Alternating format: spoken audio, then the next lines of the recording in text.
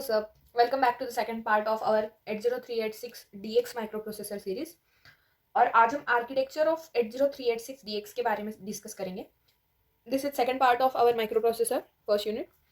इसके आगे भी आएंगे बट हम एक एक टॉपिक को अच्छे से एक्सप्लेन कर रहे हैं. अगर आपने पिछला वीडियो देखा था तो आपको याद होगा कि हमने 80386 DX की इंट्रोडक्शन और फीचर्स के बारे में बात की थी. अब चलो आज के वीडियो में हम उसके आर्किटेक्चर को समझेंगे जो थोड़ा कॉम्प्लेक्स लग सकता है बट डोंट वरी, हम इजी तरीके से समझेंगे. सबसे पहले हम एक ओवरव्यू देखते हैं. 80386 DX की आर्किटेक्चर में काफ़ी इंपॉर्टेंट कंपोनेंट्स होते हैं जो मिलके इसको एक पावरफुल माइक्रोप्रोसेसर बनाता है. समझ लो जैसे एक मशीन में अलग अलग पार्ट्स होते हैं, इंजन व्हील्स और स्टीयरिंग. वैसे ही ये प्रोसेसर में कुछ मेन पार्ट्स होते हैं जैसे कि paging unit, segmentation unit, base control unit, instruction prefetch unit, instruction precode unit, control unit, data unit, execution unit and और भी बहुत कुछ.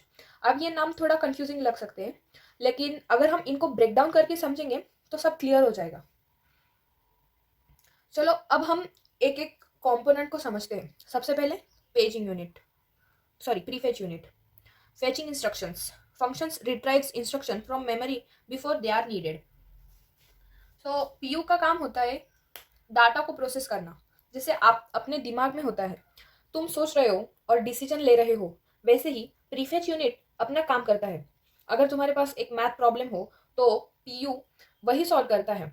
Like the brain of the micro processor, it's prefetch unit. ये process कैसा करता है?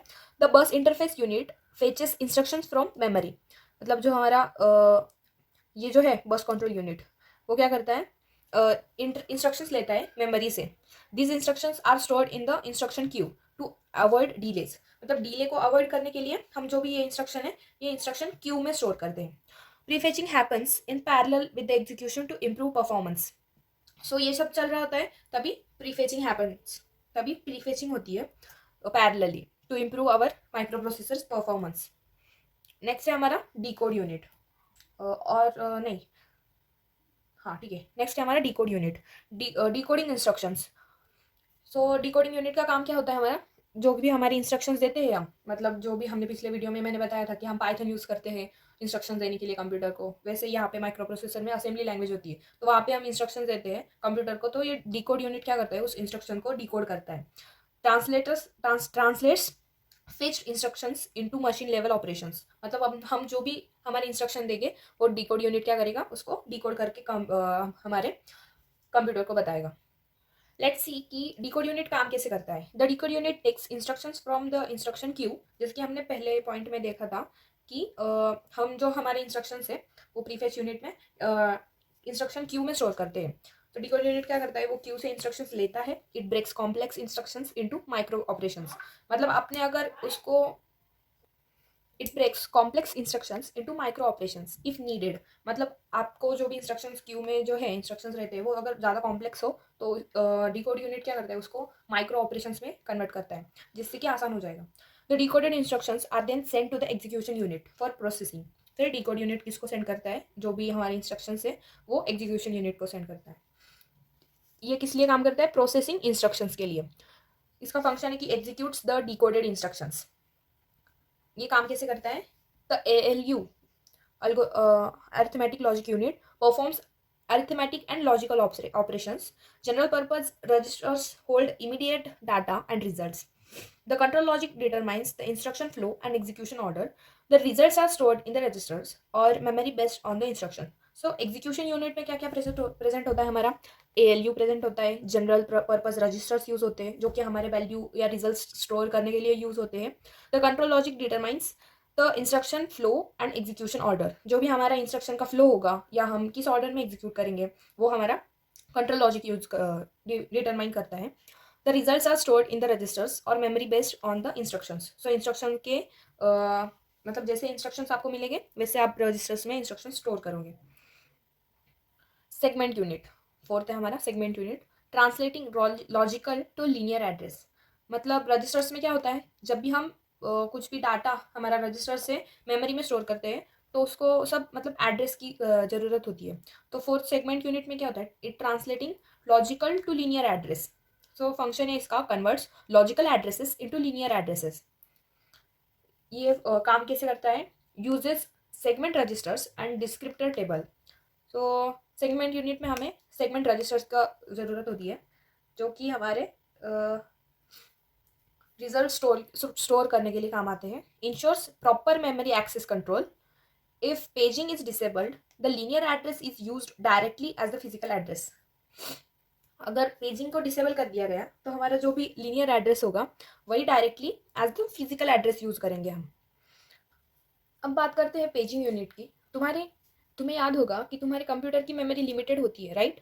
Paging unit memory को pages में डिवाइड करता है और डाटा को पेज टेबल के थ्रू इफिशिएंटली मैनेज करता है.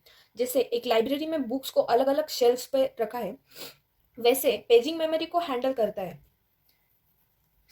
नेक्स्ट है हमारा मतलब उसका प्रोसेस क्या है? Uses page directory and page tables two map memory addresses. Translates a linear address to a physical address for memory access and supports 4 KB page sizes and demand paging for efficient memory management. हमें जो भी memory manage करनी होती है तो किसको use करके करते हैं? In paging unit, page directory and page tables. Last है हमारा बस इंटरफेस यूनिट. ये क्या करता है? Memory and input output access, memory access and input output access को संभालता है. और फाइनली BIU यानी बस इंटरफेस यूनिट तुम्हारे माइक्रो प्रोसेसर को मेमोरी और इनपुट आउटपुट डिवाइसेस से डाटा एक्सचेंज करने के लिए एक मीडियम चाहिए होता है.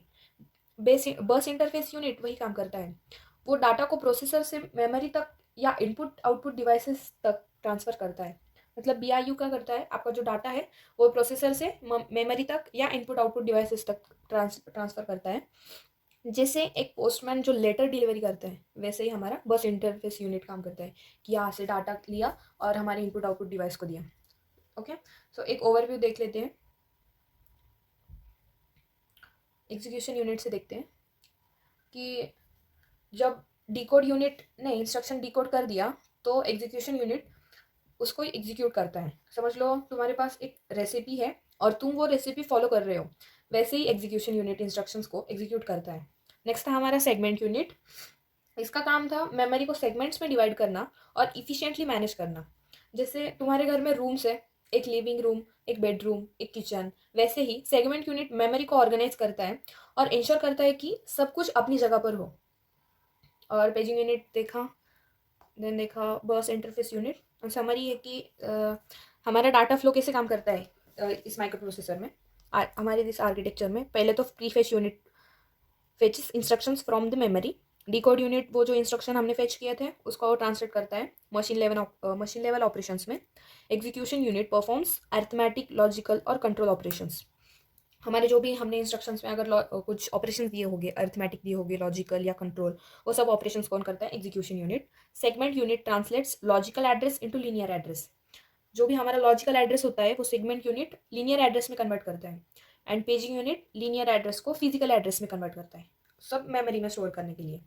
बस unit manages memory and input output communication. मतलब ये जो भी है हमें, पहले हमने तो इनपुट दिया, फिर प्रीफेच यूनिट क्या करेगा? वो हमारा इनपुट जो भी इंस्ट्रक्शन दिया होगा उसको लेगा, फिर डिकोड करेंगे, फिर एग्जीक्यूशन का ऑपरेशन एग्जीक्यूट करेंगे, फिर मेमोरी में स्टोर करेंगे और फिर बस यूनिट से हम आउटपुट इनपुट को देंगे, या फिर से जो अगर हमें मेमोरी में स्टोर करना है तो मेमोरी में स्टोर करेंगे या इनपुट आउटपुट से आउटपुट डिवाइसेस में ट्रांसफ़र करेंगे.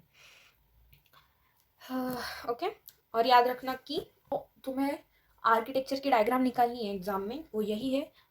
मतलब और भी एक है वो थोड़ी कॉम्प्लेक्स है, बट मैंने आपको एक इजी डायग्राम प्रोवाइड करके दी है, तो यही निकालना, दूसरी मत निकालना, मार्क्स भी कट हो सकते हैं. अच्छे से हमने जो भी अभी पॉइंट पढ़े वो सब है इसमें. सेगमेंट यूनिट, पेजिंग यूनिट, बस control unit, execution unit and all. तो अच्छे से पढ़ के जाऊँ. ये था पार्ट 2. पार्ट 3 जल्दी से अपलोड कर दूँगी. Thanks for watching. Make sure to share with your friends. अगर पसंद आया होगा तो लाइक भी कर देना. अगर सब्सक्राइब नहीं किया है तो please do subscribe. And thanks for watching.